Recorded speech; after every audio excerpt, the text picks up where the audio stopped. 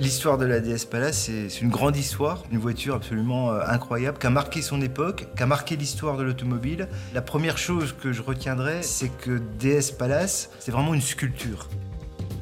Bertoni, qui était le créateur, le designer de la voiture, c'est un sculpteur. On est très fiers de notre histoire. On vient puiser son ADN, qu'on réinterprète de manière avant-gardiste, de manière moderne. Et quand on regarde les DS contemporaines, que ce soit DS5, DS3, DS4, elles se sont vraiment inspirées de cet esprit de sculpture.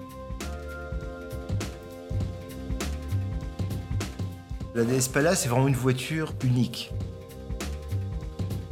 On a appliqué des codes modernes, on a repris la teinte bleu encre, puis on a utilisé le cuir semi-aniline, Criollo des séries limitées, là aussi sur la DS d'origine. Les spécificités de l'édition limitée 1955, c'est d'abord une teinte de caisse unique. On a développé un noir coloré qui s'appelle en fait un bleu encre, qui donne un aspect complètement changeant en fonction de la lumière.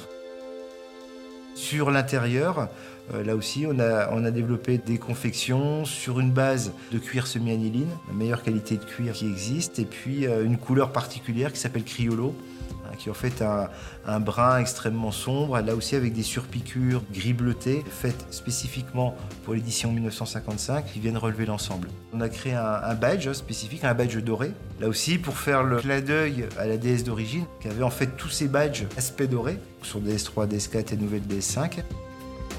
L'emblème de capot, là aussi, qui reprend cette teinte dorée. Dans les éléments qui caractérisent aussi cette série limitée, on a donc appliqué une finition dorée qui vient mettre en valeur l'emblème DS au centre de chacune des roues. Tout en gardant l'esprit de chacune des voitures, on a vraiment voulu rendre hommage à l'esprit d'avant-garde de la DS d'origine.